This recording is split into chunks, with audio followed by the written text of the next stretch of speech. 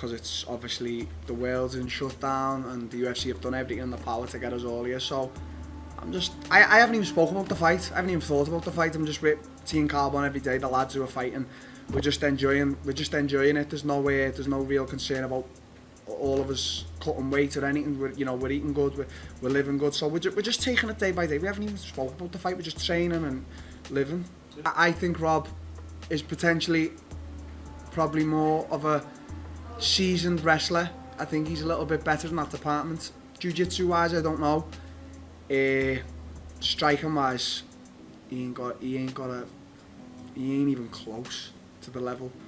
But I'm saying that, he could come in and show me something new, boom. So that's how it is. If I beat Robert Whittaker Saturday night, the only way to go is to the title. I've come at middleweight, and a lot of people say he's only had 2 fights, but look at my 2 fights. This is why, for every young fighter out there, or for every fighter in the UFC who sometimes may turn down fight, you got to take these big risks because they'll pay off. So I didn't campaign for a title shot after I beat Stephen Thompson in Liverpool, because it didn't quite feel I deserved it. But now, if I beat Robert Whittaker Saturday, which is a big ask and a big mountain to climb, the only fight for me, I say Israel Adesanya a lot, but them two, him and Costa, are scheduled to fight. The only fight for me is a title fight.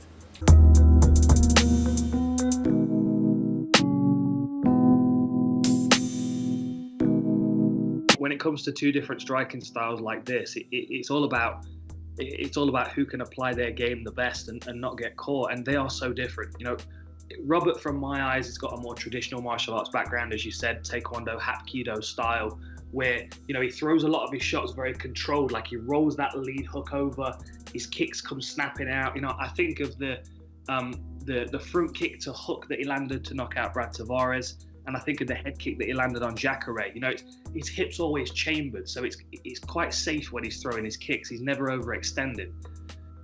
He's got a wide variety of techniques, though, and this is what makes Rob so great, is that he can throw several things together, and he's good at transitioning from one to the next.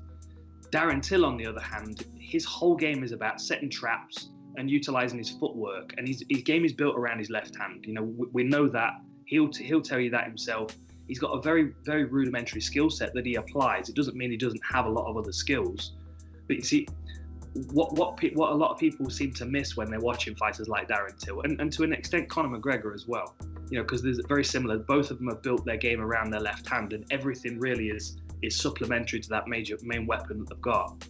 People kind of underestimate the ability that Darren Till's got, and I think that's really the test for Robert, because Robert's got lots and lots of skills. He also knows exactly what Darren Till's going to try and do, but there are so many ways that Darren Till disguises the attacks that he has. Obviously he's got the sweeping body kicks that I think he's going to be using. Southpaw against orthodox opens that up. He's got a great rear elbow as well as his left hand, but it's the feints, and I've had the privilege of being octagon side a few times watching his fights, and you can see in his face he's selling things all the time to his opponents. Like, you can be standing in front of him and he'll jerk in, and then he'll look at your legs, and then he'll kind of wander off with his eyes a bit, and then he'll be back in, and it's this constant uncertainty of what's coming. And I think that's the interesting thing for Robert, is how he deals with that. If he gets caught up in Darren Till's game, he could be a few steps behind. But with the variety of shots that he's got, he could be throwing lots of things at Darren Till that could keep him on the back foot.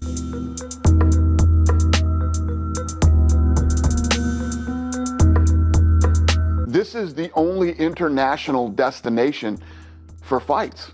And so all the biggest and the baddest fights coming up that we have are going to be here. If you look at our roster of champions, they're from all over the world. So the biggest, baddest fights over the next God knows how long are going to be here in Abu Dhabi. That's what I'm saying. Abu Dhabi is going to be looked at as the new fight capital of the world. It used to be Las Vegas. It definitely isn't Las Vegas right now.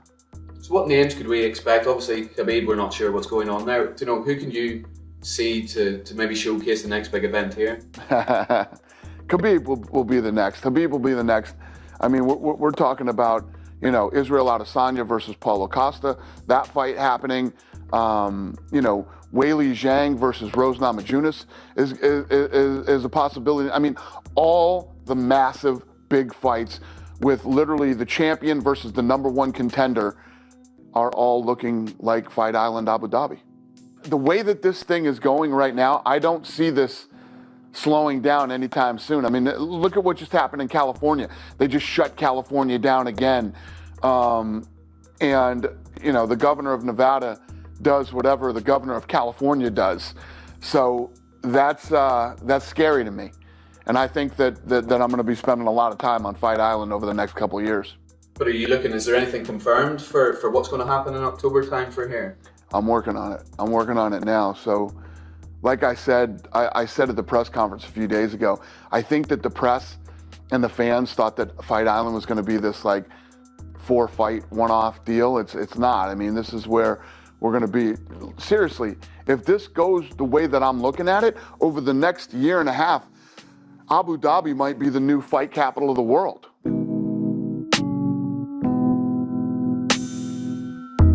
That break I had was exactly what I needed. It lit a fire in me. It brought the enjoyment and the happiness back in what I do. Because a lot of people don't realize that the fight itself is 15 to 25 minutes. You know, it's every other day. So training, every hour you spend in the gym, that's the rest of life. And that's what I had to come to grips with. I had to start enjoying again. And having that break and just being away from the game and away from the training, away from the gyms, it just lit that fire, reinvigorated me. I'm just enjoying the game. I'm enjoying the sport.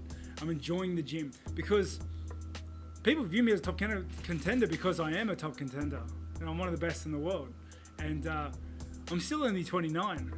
You know, I think a lot of people forget that as well. So I have enough time to walk away from the game and just train skill sets and come back a later time. I have honestly, the world is my oyster where I'm sitting. And I guess my biggest thing is like, I just want to enjoy it and earn a living. You know, and that's it. And as a team and as a family, like we're doing it together. So got to be happy with that. On paper, like we just look good. You know, he goes out there head hunting. He's got good striking. I go out there head hunting. I got good striking. It just looks like a fun fight. You know. Can you confirm you did more training for this than just chips and dips? Maybe. Nah, honestly, I was in the gym when I wrote that because I don't trust him and he doesn't trust me. You know, as cordial as we've been, and it's good to be like that because I think you should be cordial. Like I think we should set role models for other people. I don't trust him as far as I can throw him. You know what I mean? After he said chips and dips, I trained twice as hard. You know what I mean? It's like, and I hope he believes me. I hope he didn't train because I trained my absolute ass off, and I'm gonna come in there very, very good, man. I was just heartbroken. That's all. It was a tough fight. It was in Stockholm. It was against a guy that I know I got the tools to beat, but I didn't. You know, obviously. But and I felt that I lost maybe the first round, but then I started to pick up the pace and starting to take points and winning the fight. But then I did a mistake, and Anthony Smith is a high level tough guy for the first, and it's a high level. It's on high level in everybody I'm fighting. So he saw an opportunity, took it. All credit to him, and he submit me. So it was a tough night, and my emotions and thoughts was just chaos in my head. And then I took the call. It's a new challenge for me, and felt like it's the right thing to do right now. I'm a pretty big guy, and I train and I walk around about. Like a natural heavyweight, so it felt very naturally for me to try it out and see how it's gonna feel. It's a new challenge for me. It's a new world, more or less, for me to step up one weight class. Like I said, just the training camp has been way different than the other training camps, and just don't have to cut weight. And fighting Verdum too has been is also very motivating for me to in training, because it's a tough guy and a legend of the sport. So I feel relieved to sit here and fighting Verdum on Saturday. I feel good, I feel confident, and I'm ready to go.